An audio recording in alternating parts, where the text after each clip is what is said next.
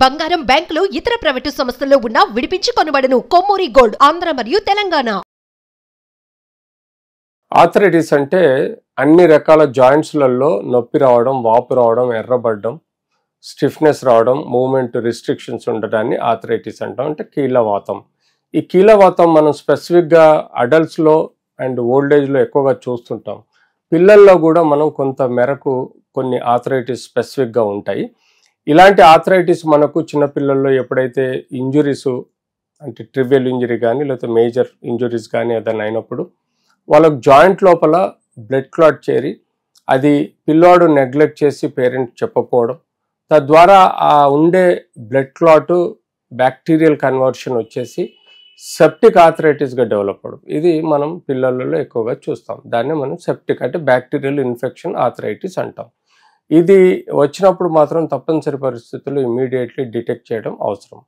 రెండవ ఆర్థరైటిస్ మనం వెరీ రేర్గా చూస్తాం. అది రుమటాయిడ్ ఆర్థరైటిస్. అది జోనల్ రుమటాయిడ్ ఆర్థరైటిస్. అది పిల్లలలో వంశపారపర్యంగా తల్లిదండ్రులు కానీ తాత ముత్తాతల నుంచి వచ్చే ఈ కీళ్ళవాతము రోగ నిరోధక శక్తిలో డిరేల్మెంట్ ఉండడం. అంటే అందులో ఏవైతే యాంటీజెన్ యాంటీబాడీస్ ఫార్మేషన్లో కొంత డిఫెక్ట్ ఏర్పడి ఈ యొక్క రుమటాయిడ్ ఆర్థరైటిస్ ఉంటుంది. ఈ రుమటాయిడ్ ఆర్థరైటిస్లో మాత్రం అది సివియర్ పెయిన్ ఎర్లీ మార్నింగ్ ఉంటుంది. అది చిన్న కీళ్ళలలో నొప్పి మొదలై పెద్ద కీళ్ళల వరకు మధ్యాహ్నం వరకు వస్తుంది. ఇది ఎండాకాలంలో తక్కువ ఉంటుంది, చలికాలంలో ఎక్కువ ఉంటుంది. మార్నింగ్ స్టిఫ్నెస్ ఉంటుంది. అంతేకాకుండా గొంతులో కొంత ఇన్ఫెక్షన్ ఉండటం, కొంత సోర్ థ్రోట్ సమస్యలు రావడం, గుండెలో కొన్ని సమస్యలు రావడం వలన కూడా మనం ఈ ఆర్థరైటిస్ చూస్తాం. సో వంశపారపర్యం హిస్టరీ కాకుండా ఇలాంటి సిమ్టమ్స్ ఉన్నప్పుడు దీన్ని రుమటాయిడ్ ఆర్థరైటిస్ అంటాం.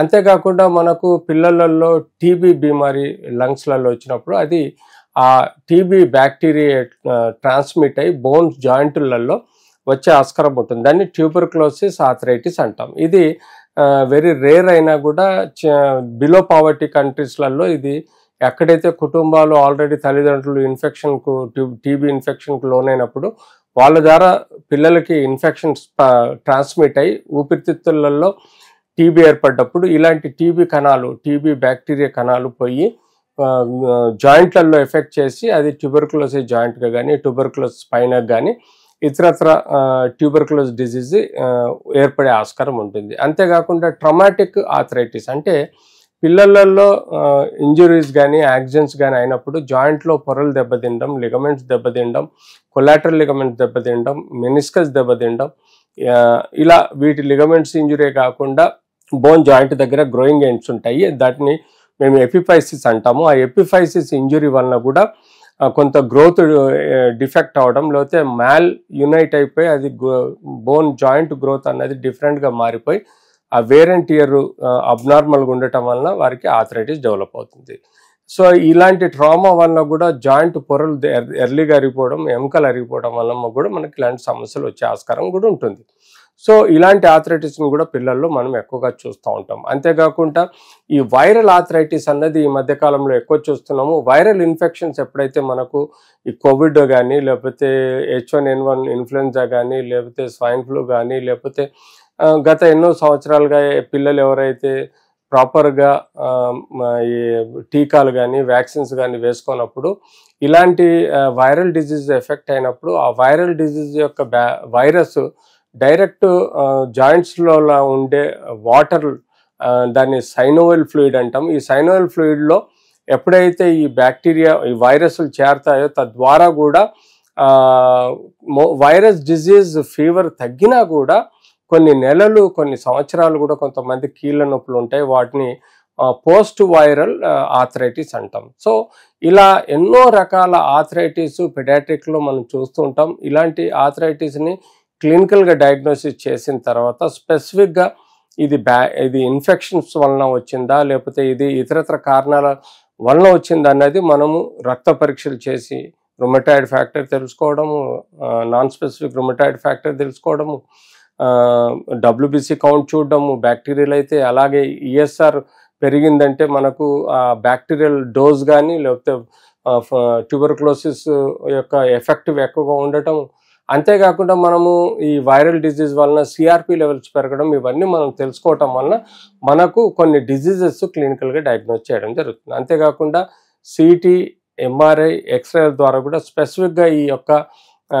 సమస్య, ఆర్థరైటిస్ సమస్య పిల్లలలో డయాగ్నోస్ చేయడం జరుగుతుంది. ఇవన్నీ మనం డయాగ్నోస్ చేసిన తర్వాత కన్ఫర్మ్ అయినప్పుడు ఆ కన్ఫర్మ్ని చేసుకున్న తర్వాత మనము సపోజ్ అది బ్యాక్టీరియల్ యాబ్సెస్, సెప్టిక్ ఆర్థరైటిస్ అని తేలింది అనుకోండి, ఇమ్మీడియట్లీ వారి యొక్క పస్సును తీసి టెస్ట్ పంపించి అప్రాప్రియేట్ యాంటీబయాటిక్ ఇవ్వడం, పెయిన్ కిల్లర్స్ ఇవ్వడం, మోకాలకు పట్టి వేసేసి ఆ ఎఫెక్ట్ అయిన జాయింట్కు పట్టి వేసేసి రెస్ట్ ఇవ్వడం చేయటం వల్ల ఇన్ఫెక్షన్ కంట్రోల్ చేయొచ్చు. పస్సు బాగా ఎక్కువగా ఉంటే ఆపరేషన్ చేసి డ్రైన్ చేసేసి రిలీఫ్ కూడా ఇవ్వచ్చు. అదే రుమటాయిడ్ ఆర్థరైటిస్ అంటే వాళ్ళకి డిసీజ్ మాడిఫైయింగ్ డ్రగ్స్ ఇవ్వాల్సిన అవసరం ఉంటుంది, స్టెరాయిడ్స్ ఇవ్వాల్సిన అవసరం ఉంటుంది, పెయిన్ కిల్లర్స్ ఇవ్వాల్సిన అవసరం ఉంటుంది. తద్వారా రుమటాయిడ్ ఆర్థరైటిస్ని మనం పిల్లలలో కంట్రోల్ చేసే విధంగా ప్రయత్నం చేయొచ్చు. అంతేకాకుండా ట్యూబర్కులోసిస్లో 7 to 9 months ATT, anti tuberculous treatment ఇచ్చి వాళ్ళని మనం మేనేజ్ చేయొచ్చు. అలాగే ట్రొమాటిక్ ఆర్థరైటిస్ ఏదైతే ఉందో దాన్ని అప్రాప్రియేట్గా క్లినికల్గా ఎంఆర్ఐ, సిటీ ద్వారా డయాగ్నోస్ చేసి ఎపిఫైషియల్ ఇంజురీ అయితే దాన్ని అప్రాప్రియేట్ నార్మల్ పొజిషన్లో పెట్టి ఫిక్స్ చేయడము, లేదంటే సరైన ప్లాస్టర్ వేసేసి రెస్ట్ ఇవ్వడం. తద్వారా మనకు గ్రోత్ డిస్టర్బెన్సెస్ లేకుండా ఆర్థరైటిస్ సమస్యను కూడా మనం కంట్రోల్ చేయొచ్చు. ఇలా మనం మన ప్రాక్టీస్లో పిల్లలకి ఎప్పుడైతే ఇలాంటి ఇంజురీస్ ఉంటాయో వాటిని సరైన పద్ధతి ద్వారా క్లినికల్ హిస్టరీ తీసుకొని సరైన క్లినికల్ డయాగ్నోసిస్తో పాటు ఇన్వెస్టిగేటివ్ డయాగ్నోసిస్ కూడా కన్ఫర్మ్ చేసుకొని వాటి యొక్క డిజీజ్ ప్రాసెస్ని కన్ఫర్మ్ డయాగ్నోసిస్ ద్వారా ట్రీట్మెంట్ చేయడం వల్ల మనం మంచి రిజల్ట్స్ ఇవ్వగలుగుతాం.